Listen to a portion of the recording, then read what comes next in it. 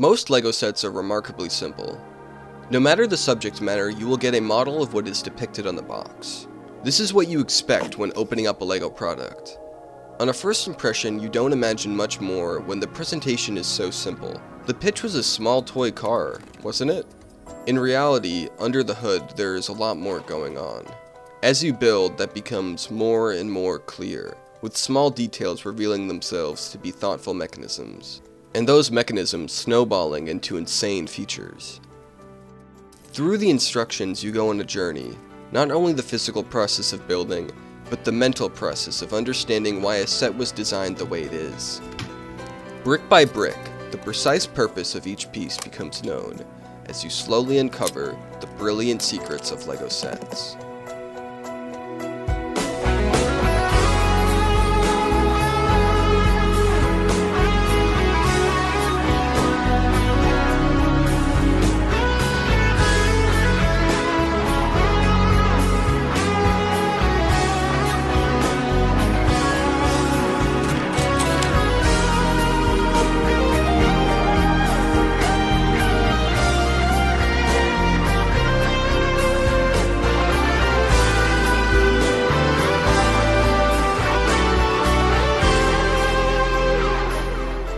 The way these secrets manifest physical form is with the play feature, a common aspect of LEGO set design that adds life to a LEGO model. Play features are interactive. They require the builder to take action and make the set their own. No matter how much research I do on old and new LEGO sets alike, nothing quite compares to perfectly performing a silly stunt with my own silly hands. The broadest example of a LEGO set being more than what meets the eye is when the physical design is hiding a transformation feature. Transformation features have the model change form in one way or another. These give the builder more possibilities in how they want to display and play with the set. Transformations come in all different shapes and sizes. Sometimes these features are added for customizability. The obvious example being the famous modular building designs, which used to have interchangeable floors. Other times, transformations can make a set switch modes, like converting vehicles from attack to defense positions.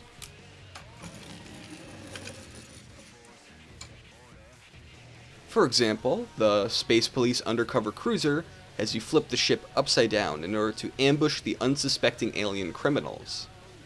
Turning the clock back to the original Space Police wave, the lockup isolation base has a clever mechanism that carries a prisoner cell up from the entrance to the second floor of the base. As the prisoner ascends, a small transport hovercraft glides by. Both play features are controlled by the same simple action of twisting a knob. Often these transformations include detachable modular elements that you can remove or swap around. Can it work with your LEGO sets? Yeah, like every piece is compatible. Modular toys. Yeah.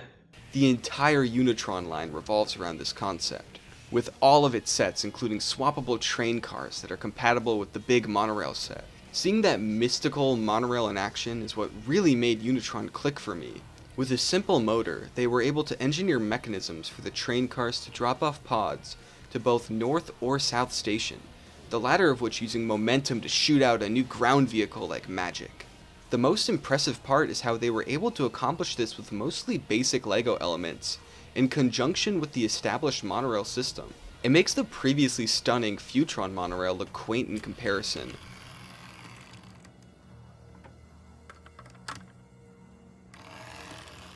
Although I do still adore its rotating blue dome mechanism.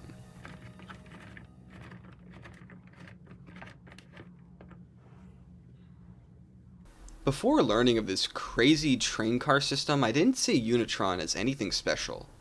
Its limited release, lack of obvious distinguishing character, and tiny 4-set run made the obscure theme very easy to overlook in the vast ocean of LEGO space.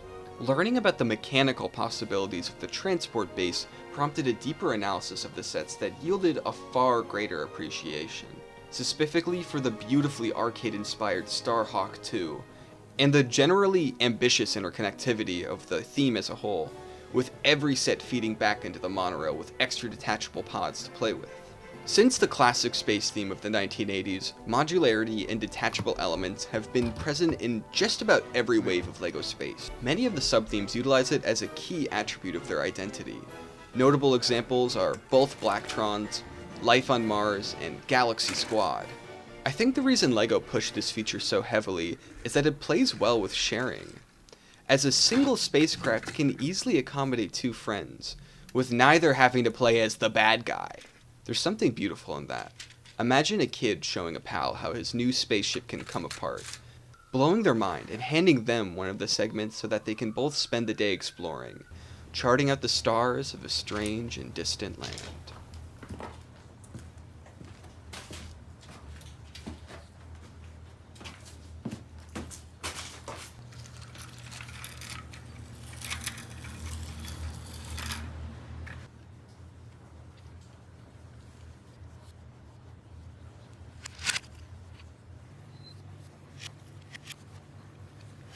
I'd like to briefly mention the LEGO Chicken Walk, a method LEGO would use to mobilize some of their grounded spacecrafts. This was a key feature of LEGO's earliest mechs. Before the invention of today's stronger, clicky hinge joints, the most effective way to make a spacecraft walk was with two good old-fashioned Technic beams. The smaller mechs of the RoboForce line implement Chicken Walk, although the larger sets ditch 'em, instead riding around in style on wheels, like some sort of kooky parade float. Simply put, this clunky feature warms my heart. These primitive forms of movement are so charming in their simplicity, both in terms of construction and their limited mobility. It's like watching Frankenstein's monster fumble around trying to take his first steps. The Chicken Walk was seen in a number of sets, starting with the Walking Astro Grappler in 1985. Unlike future iterations of the Chicken Walk, this model used the 2x2 turntable piece to move and groove around. Only 1 year later, they would perfect the idea with Set 6940, Alien Moonstalker. I adore this AT-AT-like creature. It's got an adorable truncated size, and useful yet fashionable hoses that further personify it as a friendly robot dog. This old LEGO book I found says that it's actually a dragon. Dog, dragon, chicken. It's even got a detachable grabber tail for picking up dog bones. The Chicken Walk lasted until the beginning of the next millennium, making its penultimate appearance in the first ever Star Wars AT-ST. What a curtain call, as that one in particular may be my favorite Chicken Walk set, sending off the simple mechanism and taking the primitive charm of the feature to a whole new level. Paired along with its irregular tan and brown colors, the Imperial AT-ST feels like it was personalized by Chewbacca himself. Perhaps he stole it from the Empire and added a few of his own modifications, a clear sign of its greatness. Gears have been produced by LEGO since the 1960s, but in the beginning they were huge, adorned with primary colors and laid flat, spinning like turntables. Their size made these gears nearly impossible to use for practical functions. They were more or less fancy plates for your brick creations to spin on. Novel, but not much more. Surprisingly, after being discontinued, this primitive style of gear returned in Friends and Super Mario sets. The true potential of LEGO Gears was unlocked in 1977 with the introduction of LEGO Technic. Technic brought us smaller, more traditional gears. Its unique pin system made it easy to stick them into tighter spaces, on walls and floors. Gears went from a gimmick to the engine which gave Technic builds their life. Gears were especially fantastic for vehicles, creating a sense of realism by allowing their innards to function similarly to real cars. LEGO Gears became something really special when they were used to power more than just vehicles, as LEGO's next mission would be to cram them into a group of elemental heroes. When I was a little kid, I didn't get Bionicle. To put things into perspective, Bionicle launched the year before I did, so by the time I was aware of its general existence, it was far too late to jump in at ground zero. 2008 was already deep into the theme's life on shelves, and at this point all of the figures were darkly colored and decked out with gigantic weapons. Their shadowy appearance melted into the box art. They intimidated me more than anything. and I was bothered that these creepy action dudes were taking up space in my sacred LEGO section, unwelcome pests in my palace of gold. My extreme bias would be tested when I would occasionally receive construction figures as birthday gifts. My first was the fan favorite Ben 10 Humongosaur figure. So brown and awesome. Humongosaur! One of my friends at the time really liked Ben 10, so I think it was one of those situations where he got what he would have wanted, and who wouldn't? Check out this mind-boggling combiner model.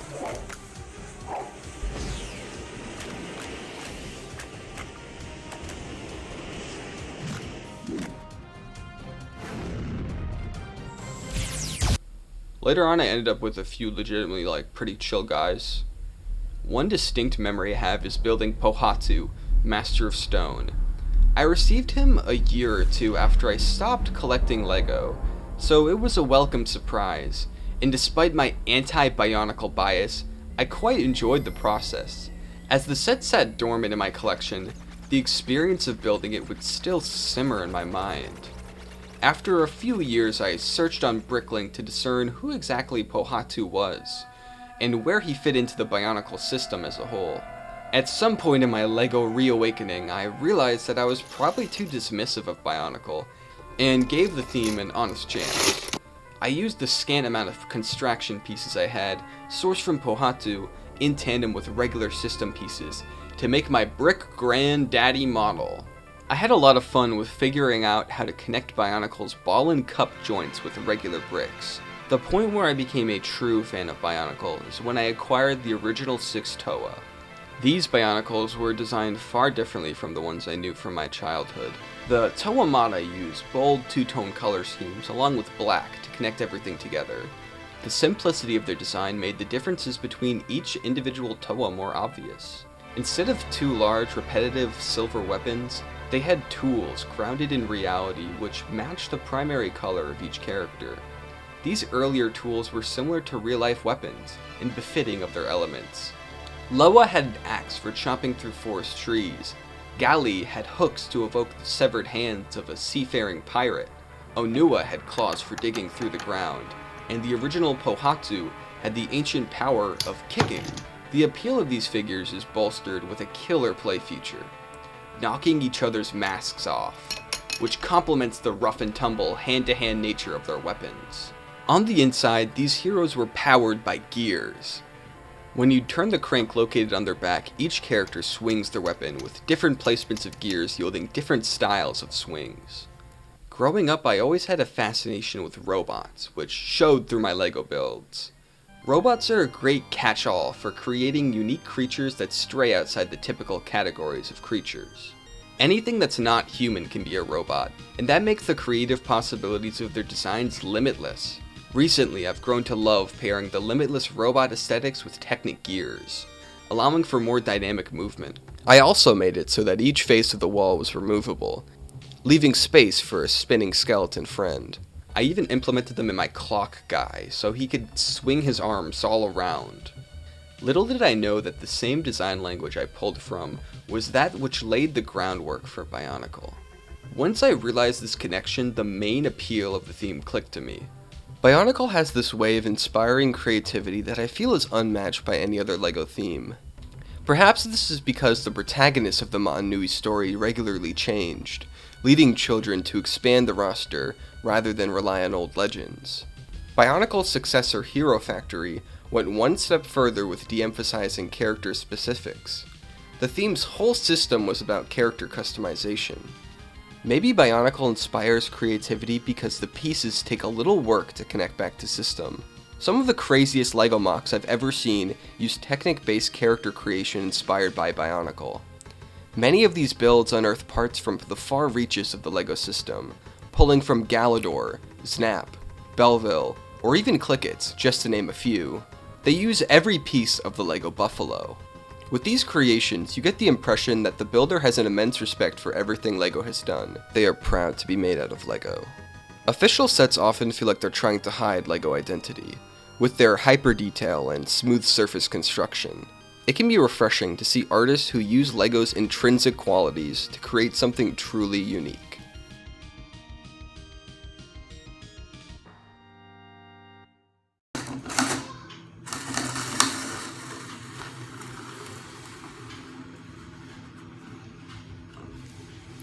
Do you like the canister? Yeah, it's very cool. 7 and up.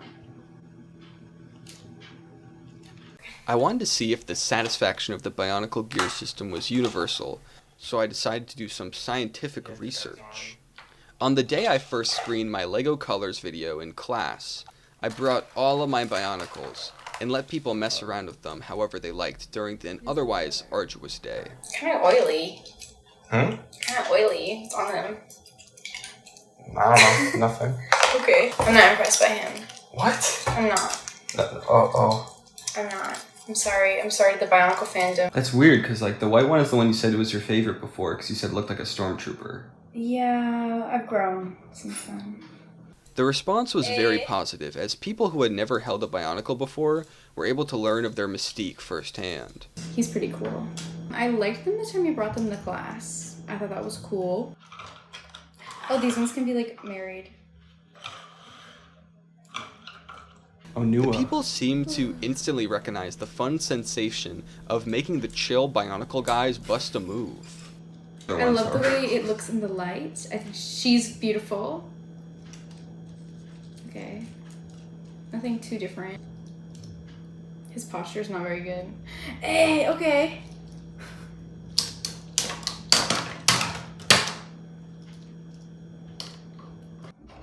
He's growing on me. I was hating on her so hard that she came back around and wrapped around my favorite. I love to hate on her.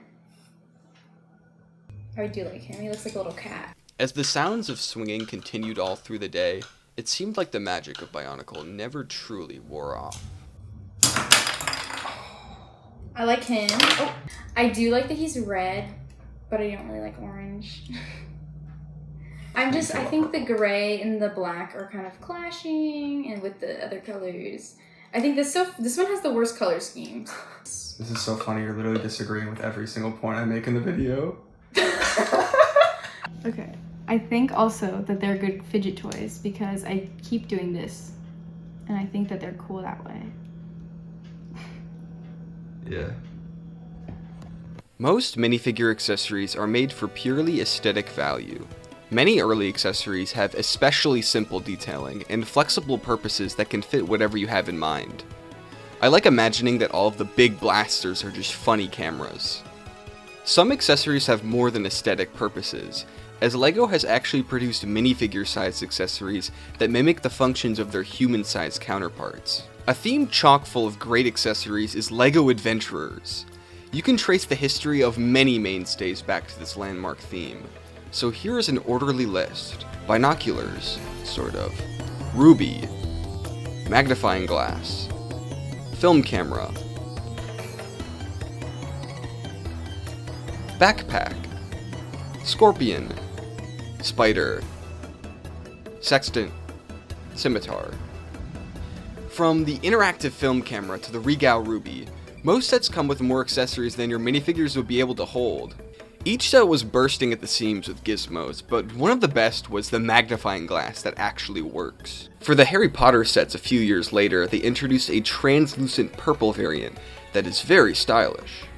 The Adventurer's magnifying glass would be complemented with a backpack for safekeeping, ready to hold multiple tools and many gemstones. The compass from Aquazone also functions, which is really impressive given its puny size. One day far from today, I'll be lost, floating in the vacuums of space, and this little LEGO piece will steer me home. In the LEGO City line, they experimented with working minifigure parachutes. This inclusion has me wondering, how easy would it be to take any old miniature parachute and build a LEGO contraption around it? Okay, so I didn't want to go, I went on Amazon, and the only way to buy like little toy parachutes was to buy like 10 of them, but I only needed one, so I made my own with these headphones. I'm using them because I couldn't find the string, so I used that and I used a napkin, and we're gonna see if Ben can fly now.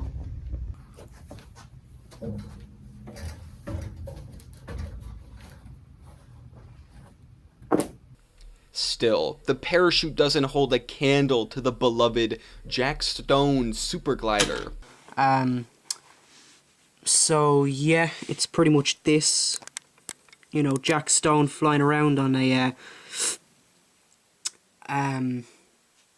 parachute sort of thing. I don't know. But and also there's a fan on the back, which is kind of cool. Don't really know what it is, but it's something to do with a plane jet thing. I've no idea. But yeah, so it comes with Jack Stone in a blue suit. I had to import this thing from Canada because the USA stock was out.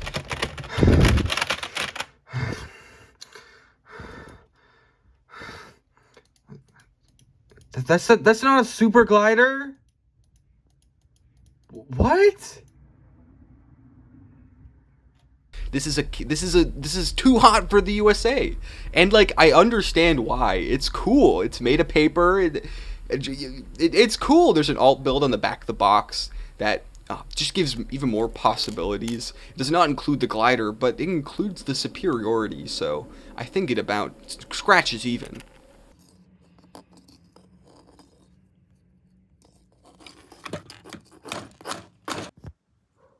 Oh my god. Guys, it really works. Look at that. He's gliding. It's real. It works. Oh my god. No. Some sets with the metallic stickers use the reflective surface to represent mirrors, a great use of their properties. This is mostly seen in the Friends line, but I've seen it pop up in some other places. I have to mention this, but back in 1968, during the early days of LEGO Trains, they made a physical human-sized whistle that communicated with a speaker attached to the train's motor. Depending on how you blew into the whistle, it would make your train start or stop. Later, they even made a version that allowed the whistle to put the train in reverse. This is an insane oddity, as no play feature like this would ever be attempted again. This, along with the set's 50-year-old age, has made it an especially elusive collector's item. That's all okay though, because they created a cute little conductor mascot that's featured on the box. The train's insane speed causes it to appear blurred on the box, granting it Midwest emo privileges. This segment has become a laundry list, but I can't help it. I really love tiny technology that actually works, a la the Game Boy camera. Having these tiny functional aspects makes play all the more captivating. I'm sure that you found. Maybe I found my way back to the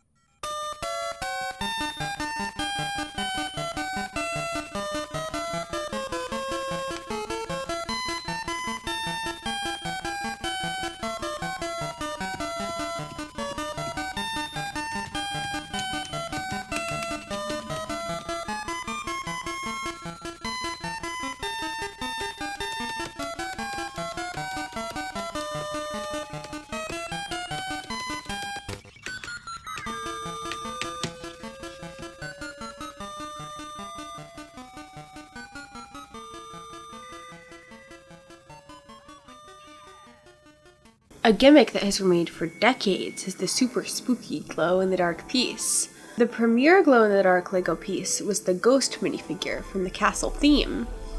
In box art, the ghost seems friendly, albeit a little devious. I love how the ghost is always smiling, reflecting the classic minifigure expression. He means no harm to the knights of LEGO Castle. He's just a sweet and friendly ghost who likes to sit in dark rooms. In 1998, there will be a Duplo-style take on the glowing phantom, which resembles an emoji. The classic ghost would appear periodically in castle sets, until the mold was replaced by a sad ghost in 2012, designed for the Monster Fighters theme. Aside from the world of Castle, the Ghost ended up joining the Time Twister's team, capping off his career by assisting the mad scientist of LEGO Studios. My girlfriend got me my first Ghost, but through a wonderful chance encounter, I now possess a militia of these floaty guys. Rewinding back to 1993, following the Ghost piece was a glow-in-the-dark wand used for the mage Magestro and other wizards of a similar power level. As with the Ghost, Time Cruisers was the first theme to seize the glowing wand, and the first non-castle theme to feature glow-in-the-dark elements altogether. In later years, the wand piece would cease to be produced with glow-in-the-dark injections, but its legacy lives on through various translucent colors. From the year 2000 on, glow-in-the-dark pieces would be used more frequently, and with a greater variety of elements. Some lines like Racers or Bionicle would implement glowing pieces for a wave here or there. The entire sail of this Duplo pirate ship was made of glow material, certainly the largest piece of its ilk ever produced. The heads of some minifigures were granted glowiness, my favorites being the Skeleton Head, the Scarecrow, Brick Daddy, and Severus Snape. I love when pre-established characters are given the glow-in-the-dark treatment, because it usually implies they are mischievous, mirroring the design language of the original Ghost. A low point for the technique is the infamously weak glow that is supposedly present in the chest of Mars mission's aliens. My hypothesis is that they used a different injection method for these ones, and it didn't stand the test of time. I believe this because Bricklink doesn't list the aliens under the glow-in-the-dark opaque color, rather they just categorize the aliens as translucent green, with a glow-in-the-dark chest pattern. Maybe LEGO knew the effect was weak, because aside from box details, I can't find any official mention of the glow effect. It's the unfortunate truth that many glow-in-the-dark elements just don't glow anymore, at least not as bright as they once did. It seems that by 2011, LEGO had improved the glow-in-the-dark formula to make pieces that last longer. With this change, they abandoned the signature milky white coloring that had denoted glow-in-the-dark status, replacing it with a more standard white. The Monster Fighters theme, released in 2012, started this new era of glowing pieces, with each set in the line featuring diverse glowing elements. In 2021, LEGO produced a glow-in-the-dark 1x2 plate, making it so that any brick structure can effectively be made to glow. It's crazy to witness the slow evolution of glow-in-the-dark, from an effect limited to figures and accessories to a color that is capable of building its own structures. Personally, besides the aforementioned Mars mission aliens, most of my glow-in-the-dark pieces work to this day, and they are a sight to behold. Sometimes, when I turn off the lights to go to bed, I notice a small green dot, and step back a bit before realizing it's just a glowing LEGO piece. Anything that can make LEGO bricks come alive is a feature to be treasured. Power Miners was a theme all about digging underground and collecting crystals, a spiritual successor to 1999's Rock Raiders. It's notable that both themes share the same stylish hat, known on Bricklink as helmet with breathing apparatus and headlights. What made Power Miners unique compared to its predecessor was its freaky rock monsters and its all-encompassing focus on having each mining machine implement a dynamic play feature. These Power Miner machines were part of a growing trend of heavily utilizing LEGO Technic and system sets. They used the pins, beams, and rods to add life into what otherwise would be static builds. Even the simplest digger can impress with the little added functionality afforded by the use of Technic. In the Granite Grinder, a lone rubber band interacts with the internal system of Technic gears and pistons, which makes the green machine fire off its strange orange poker. It's an intimate feeling when you're putting all of the technical pieces together, initially unsure how they all work as an ensemble. A feeling that contrasts the regular state I often find myself in when building. It's easy to deduce how a piece that is representational of a real-life object will serve its purpose in a set. It's not a stretch to think that a wheel piece will be used to spin and turn. And there's a comfort in knowing what you're getting into with a piece like that. From first-hand experience, I can tell you that when my little brother would get his own LEGO vehicles, the first thing he would do is attach the wheels. I'm SpongeBob again. Why is he here? Hey! Despite that task being the last step listed in most instructions, It was the undertaking that was the most obvious when looking at a fresh pile of disassembled Lego bricks. This tangibility is part of the appeal for large oversized pieces. They tend to make their function and overall purpose very obvious. As a wheel is meant to turn, a pink lattice panel is meant to serve as a wall. The Chrome Crusher from Rock Raiders is full of these big representational pieces. The set comes with a giant roll cage, mining laser, shiny drill, and tipper bed. Even if you don't follow the instructions, it's very plausible to make a contraption that serves the same purpose as the completed model. You don't need guidance to have these giant pieces make up their core identifiable elements. It may seem like having huge pieces limits creativity, but I've always thought that a Lego piece that is seemingly one note is more exciting to work with and recontextualize. Take that lattice wall I mentioned earlier. I took its large volume and pink coloring as a challenge to create a model that can make effective use of its exaggerated traits. I ended up using its size to influence a blocky rectangular shape, and its pink coloring as the inspiration for a pig theming. If that pink lattice wall was a more neutral color like gray or brown, I may have never thought about creating a pig theming. Its narrow purpose inspiring its own sort of creativity through limitation. My favorite example of finding excellent use from fringe pieces is Lego's own Whirling Time Warper. It's implied that the vehicles of time cruisers are made up of random gathered junk, and starting the build of a time machine with a humongous bathtub plucked from the Belleville theme is a creative way to express that. I've gone way off track, but I suppose my main point with this is that the ease of understanding seen in system is not afforded to you by the comparatively abstract Technic. Unless you are an engineer, it can be hard to pinpoint what purpose each individual element serves when they are laid bare at the start of a build. Most of the excitement is backloaded, as the satisfaction comes when the set is all together, the final reward being a flashy function that feels like a paycheck earned for a job well done. Most of your work gets hidden by the lime green exteriors of the Power Miners' vehicles, as if the experience of the creation is for your eyes only, invisible to any onlookers. My favorite Power Miner machines are number 6 and 15. Number 6, the Crystal Sweep, sucks up gems with its rotating sucker upper, similar to the strange Duplo clean parrot. They made multiple of these.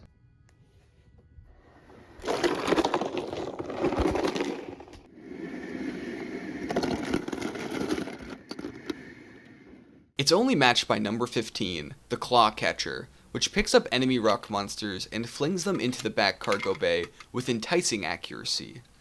You can even try your hands at having the claws throw minifigures or larger rock monsters.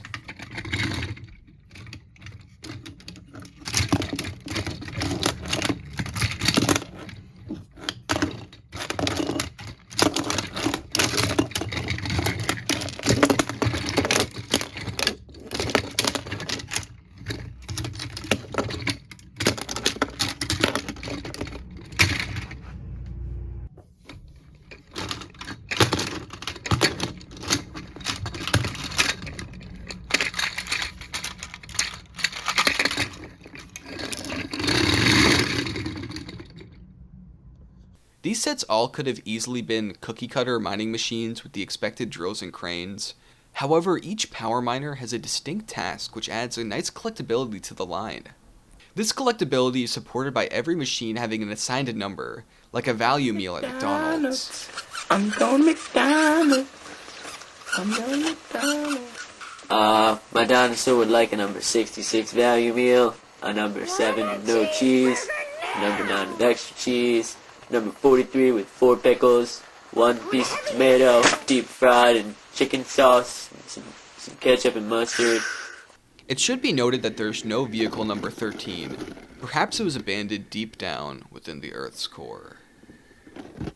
Although, in reality, there was a number 13 vehicle, but it was changed to, I believe, I think it was an Atlantis set that it was changed to, so that's kind of cool. It lived, didn't it? But, 13, evil number. It's the devil's vehicle. It's an evil vehicle. Good. I'm glad it's deep under the sea instead of deep under the ocean. Wait, that doesn't make sense. Oh well. That's the end of the Power Miners section. I think this would be a good place for an RR Slugger. Hey folks, my name is R.R. Slugger, and while I'm most known around these parts for my love of the underground mining theme Rock Raiders, it's not what first comes to mind when I think of outstanding LEGO play features. Instead, the series I feel is second to none in this domain is LEGO Time Cruisers. Hailing from 1996, Time Cruisers was a LEGO series that starred a band of eclectic characters, such as Tim, Dr. Cyber, Robbie the Robot, and Ali the Monkey. Cruising through time on their wacky adventures, the gang always carried an assortment of disguises to fit in with whatever LEGO time period they were visiting. On a macro scale, this encouraged interplay between your Time Cruiser sets and the rest of your LEGO collection in a way that few themes before or since have done to this extent. In this slug's opinion, Time Cruisers embodies the heart and soul of what makes LEGO so great. Containing only 4 sets in its first year, 1997 saw a second wave released under the modified Time Twisters moniker, bringing the combined total of sets up to 7. We might complain about how LEGO used to give up on a series after 2.5 waves in the 2010s, but really nothing compares to how short-lived some themes were in the 90s. On a micro scale, in addition to all of the interconnectivity I previously mentioned, each set is absolutely loaded to the brim with play features. From the smallest rocket racer to the venerable twisted time train, each set comes to life in your hands through the use of clever engineering feats. Some sets, like the Hypno Cruiser and Flying Time Vessel, make excellent use of elastic bands spun by a drive wheel. These two sets both try to cram as many spinning hypno discs or propellers as possible into their construction. Other sets, such as the Time Tunnelator or Whirling Time Warper, feature a wing-flapping gimmick, driven by pistons or pegs attached to the wheels. The ingenious design language doesn't stop there, with everything but the kitchen sink being thrown at these builds. What other series can you say uses barrel pieces for fulcrums or bathtubs for vehicle chassis? Time Cruisers was truly something special, and even though I didn't grow up with these sets, I've simply fallen in love with them as an adult. Even now, I sometimes find it hard not to see Time Cruisers' lineage in modern LEGO sets. I know the box says Star Wars, but it's actually a Time Cruisers set. Trust me. Although LEGO has been making cars since its earliest conception, the LEGO Racer theme brought vehicles to a crazier and more experimental level. Through LEGO Racer's impressive 10-year run, it took the idea of basic, Hot Wheel-style race cars to many different places. Every year would come with a new set of gimmicks, such as cleverly using the packaging as both ramps and roads. I got one of the Micro Racers for my birthday, New from LEGO Racers! and was really confused by this because the unfoldable box didn't resemble any of my base plates. Even after my mom explained its dual use to me, I couldn't wrap my head around it. I proceeded to throw the box away, much to my future self's dismay. These little racers were always decked out with decals. This started with a steady stream of beautiful prints in the earliest sets, but slowly defaulted to quickly decaying stickers as they rolled through the 2000s. The use of stickers really stung for the McDonald's promo sets from 2008. When I tried to apply these stickers as a kid, I was so puzzled at how exactly I was supposed to make them stick. My greasy fast food hands would make them peel off almost immediately, so I had to intelligently plan when I would apply them. I would open the toy first, and only touch it if I absolutely had to, in case the feeble stickers would peel off. I guess washing my hands or waiting until we got home to open it never crossed my mind. Understandably, because of their constant production, these racer sets would often retread old ground. Still, I'm fascinated by all of the different ways they did manage to keep these cars fresh. The gimmicks would often revolve around propelling the cars forward, but each one achieves this in a different way. The most common method would be the famous pullback motor, a special piece that would use the friction of pulling back to launch your car forward. The base of the motor was a simple Technic rod, so you could use the engine for far more than just zooming. I felt inspired by the pullback motors of LEGO Racers, So I made my own car that not only spun forward, but activated multiple auxiliary propellers as it accelerated. One thing I love about these pullbacks is that due to their analog nature, you never have to worry about batteries or wires. The analog technology is made truly timeless in a way that flaky electric wires just can't claim. It reflects the timelessness of LEGO, made of plastic to last forever, in a world full of fleetingly temporary experiences that only last as long as they need to. Another method of propulsion for racers are these Technic-built slammers that remind me of the Nintendo Ultra Hand. In tandem with this wind-up spinning ring of fire, it makes for a really strange yet memorable set. There we go. No, it went upside down. I believe in myself. Yes! Oh, there we go. See, it's actually working. This is so much fun. I love this. The cars that surprised me the most were the few powered by a downsized version of the infamous Life on Mars pump. I always assumed that following its lackluster use in the Mars mission theme, the pump was never used again, but I was dead wrong. The application fits surprisingly well, with a large surface area making it easy to stomp on the pump, and air blast your car through the stratosphere. I'll also briefly mention the odd duck of a set from 2004, nondescriptly titled Multi-Challenge Racetrack. This set employs a specialized charging station that uses kinetic energy to power up your cars. It gives them enough juice to drive through the entirety of the racetrack. It's an ingenious solution that supplies the excitement of the slot car derby with limited electronic elements. In my eyes, the final culmination of the Racers line was the 2010 theme World Racers. Although it only lasted one wave, this theme excelled in all of the same ways its many predecessors did. The basic concept was that two opposing teams were competing in a World Cup, traveling across the land to win each trophy's race. The name of the green-colored team, the Extreme Daredevils, is a homage to the Extreme team from the 1999 theme of the same name. I bring this up mostly to praise the Landjet 7 set. I love the mix of LEGO Town's signature pleasant simplicity with the contrasting unrealistic or intense elements of fictitious extreme sports. The little toolbed pit stop versus the engine filled with flames. On the other hand, the red team are freaks. The minifigure designs are superb across the board, and it's impressive how intricate the printing is for their outfits. So much extra detail and metallic bits! They didn't even stop at just one design for each team. Instead, there's so much variety in the character and costume design. Some racers have goggles, big bike helmets, classic LEGO visor helmets, and even my favorite, a super cool looking lime recolor of the Power Miner's helmet, which I mentioned earlier. This is topped off with wonderfully goofy facial expressions, which supply so much extra flavor. The designers carried the fantastic graphics into the vehicles themselves, which were supremely cartoony, even more so than previous racer cars. I adore the many angular patterns and logos that each vehicle is adorned with. I always had this FU Zone piece in my collection, and I always wondered what it even was, and now I'm their biggest fan. To complement the animated atmosphere, each set was equipped with an insane amount of catapults, cannons, and spinning blades. The amount of ways they came up with to chuck big objects is impressive. Just don't chuck Chef Hatchett's autobiography, because that'll really muck up any momentum the story had. My unpublished manifesto. Hey, Owen, what now? I've lived a lot of years. How should I know?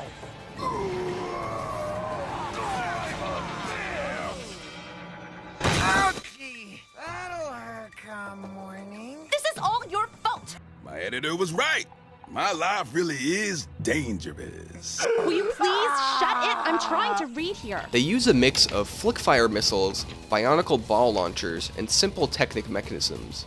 I think the highlight was in the Jagged Jaws Reef set, where the Extreme Daredevils have an exploding fish cannon that plays well with the included shark. And I love to play.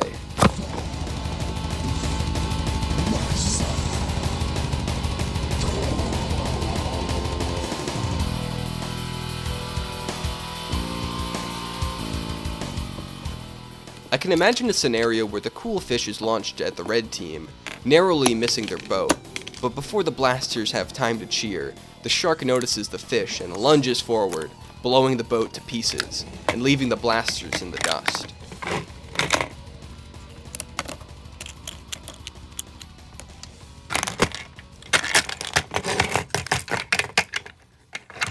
Perhaps this focus on cartoon violence is why the recommended age in the box is skewed older than you might think for such a silly theme. I'm glad for this because it led to so much pulpy fun being crammed into every set. The theme's 6 sets cover a lot of ground, jumping between different terrain for each race. You've got motorcycles, helicopters, snowmobiles, 18-wheelers, boats, and ATVs. It's almost easy to forget about the more typical race car designs. The final set I'd like to highlight today is a simple SpongeBob offering from 2011, titled Glove World. It was a great little set for its time. Notably, it came with 4 interesting minifigures, which was excellent for its low retail price of $20. The build for the carnival stand, as well as the Ferris wheel, didn't draw much from the source material, but that didn't really matter. I believe my sister got the set for Easter. So here's the bunny. I really love him. Let me set this on the table. I really love him. His ears turn right, and he spins all the way around 360. Again, my mom told me to review William Penn for my book report. Guess what I'm going to do? I'm going to review the book, William Penn. Bye. Hey, that looks like our first president. You mean George Washington? Yeah. William Penn, leaders of the... Okay, I'm already bored of this book. I'm just gonna... The function was as simple as it gets, with a dial located on the back of the Ferris wheel that allowed you to spin it. The interesting part is that the actual seats of the Ferris wheel were smooth tiles, so the only forces keeping the minifigures seated were Earth's gravitational pull and luck. Together we'd play this game where 3 minifigures were placed on the wheel, and we'd crank it as quickly as possible, sending the minifigures hurtling towards the sky. The last survivor sitting was allowed to stay, as more minifigures were seated up for the lethal ride. This simple game would keep us occupied for hours, and we'd make up our own little characters to go along with it. This includes the Mr. Krabs figure that my elementary school friend told me he played with in the bath. My favorites are the crop of Patricks, all using the unique face prints spread across the SpongeBob sets, but with different bodies. It is still unclear which one was the strongest. Sometimes the entire wheel would come undone, and we'd rally as the passenger cars flew off into the abyss. Doing this game was one of the first times I remember us getting along over Lego, before it was a point of contention. Here's Piranha. Oh, no, I don't need your help. But looking back, bonding over that set may have turned over a new leaf. I'd say that Glove World has the perfect play feature. A small, silly, simple gimmick hidden in plain sight that brings us together. Play features often sneak up on you. They're an element of LEGO sets that are hard to get without holding them in your hands. And that's actually great. LEGO is a toy, a physical object. So it's always fantastic when it provides richer experiences through play. Play features give value prospect to all LEGO sets. Even if you've seen the model on the outside, it's more than likely to have a plethora of tricks hiding on the inside. Whenever a stealthy feature appears, it instantly makes me adore the set. It's an eloquent expression of the LEGO system that strikes the core of why the art form is so fulfilling. LEGO play features have heavily inspired the models I build. I design them as if a real child would be handling the end product. I take heavy consideration to durability, and consciously include enough space for hands to get around my strange machines. Often I get distracted when building, stopping to play with my creation. When my mind drifts like that, it's usually a sign that I'm onto something special. Consciously or not, I tend to take many cues from the greats, and include plentiful secrets all around the model, whether that be incorporating gear functions, hidden compartments, transformations, or removable elements. It's rewarding to imagine the model I designed today being messed around with by the children of the future, watching them uncover the secrets I hid years ago, as I did for the models of LEGO designers from my childhood, or even before my time. Part of my philosophy with LEGO is that the unique sense of curiosity it provides is a universal value. On the inside, everyone has an inner child that's reignited through discovery, and LEGO is the path to that light. If you can always be discovering new things within your Legos, the Lego itself can be eternal. The prevailing relevance of Lego can be explained by discovery. It's an object made of plastic that lasts for decades, with ideas strong enough to last for centuries.